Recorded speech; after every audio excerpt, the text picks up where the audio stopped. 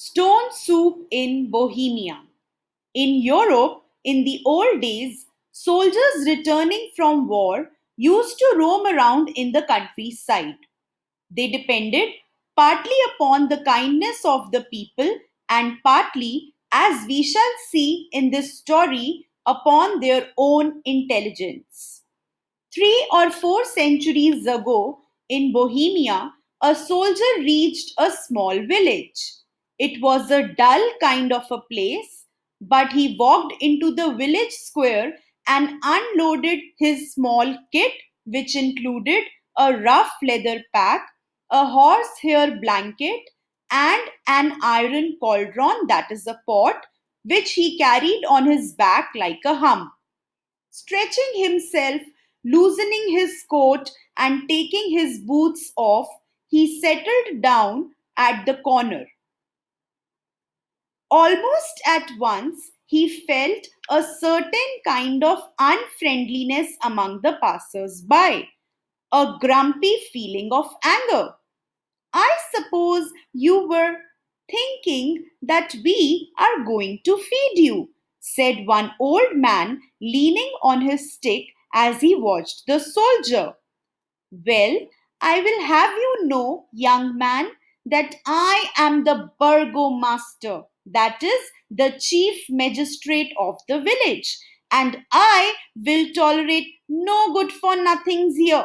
We have mouths of our own to think of. Do you hear me, young man? Said this horrid person. The soldier heard all too clearly, if only because the burgomaster was now shouting at the top of his voice, and the little crowd that had gathered around him was echoing his words with every sign of approval. Not a bean will I give him, a woman with a wart on her nose was saying. Not a single peapod. We are respectable people here, said another.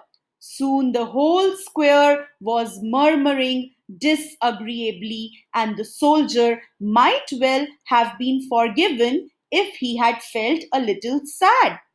In fact, he was not disheartened at all, for he was extremely cheerful. He swept off his red cap, made a bow to the assembly, winked at the woman with the wart on her nose, and said, All right, friends, all right, Mr. Burgomaster. Sir, don't worry. I won't ask a thing of you. I will just spend the night here, if I may, minding my own business, and in the morning I will be on my way. I know how you all feel, and I don't blame you for it. We old soldiers, we can be a problem sometimes. No, don't you worry. I will just clean up my pot. And he rubbed the inside of the pot with a handkerchief. Just prepare my nice bowl of stone soup. And so saying, he pulled out of his pack 2 large stones, popping them into the pot. He filled it up with water from the village pump, lit a fire of sticks, and settled down upon the ground to wait for the brew to boil. The villagers looked surprised. Stone soup? Was the man mad? Just stones in water? What kind of stones? Was he a magician? Who has ever heard or tasted stone soup? All right then, said the soldier, stirring the pot with a wooden spoon. Don't upset yourselves. It is just a little prehistorical recipe I picked up in foreign, presented to me by a saint, in gratitude for me having saved his life when he was threatened by wild elephants. These 2 stones have the power to brew for me the most delicious, mouth-watering soup that ever a man tasted. Stone soup from China. Ah, and taking a little water in his spoon, he sipped it with relish. Mmm, coming along very nicely, said the soldier, while the villagers watched in confused silence. This is the same soup that Alexander drank the night before he stormed the pyramids. Stone soup from China, the soup for heroes. You all look a friendly lot of people. I like your faces. Suppose I make a bit extra for you, huh? The pot is big enough. Just a bit more water, that's it. Stoke up the fire, give it a stir. There we are then.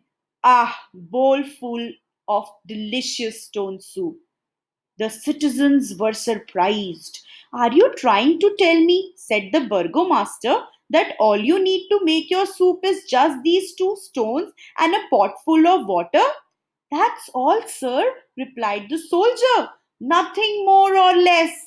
Tell you what, stone soup is even better, even more breathtakingly wonderful. With just a pinch of garlic or of a carrot, brings out the flavor. Cauliflower, the next best thing. Anybody got a bit of green stuff to throw in? The villagers looked at each other suspiciously. Nobody wanted to move first. Nobody wanted to admit his or her curiosity. Nobody wanted to make a fool of himself or herself. But a sudden strong desire to do something overcame them all. Well, they said, just a piece or two could not do any harm. A handful of peas, a pair of tomatoes. Stone soup, after all, was something new in their lives, and they must have it. One by one, they slipped away and came back with a contribution. Splash went in half a turnip. In went a potato. In went cabbage, onions, peas, until the brew was marvelously thick and fragrant, and you could not see those two stones for the bubble and richness of it. Splendid, said the soldier. Oh, what a dinner we all are going to have, one and all of us, in this kind and hospitable village. It is not every night of the week that you have stone soup in Bohemia.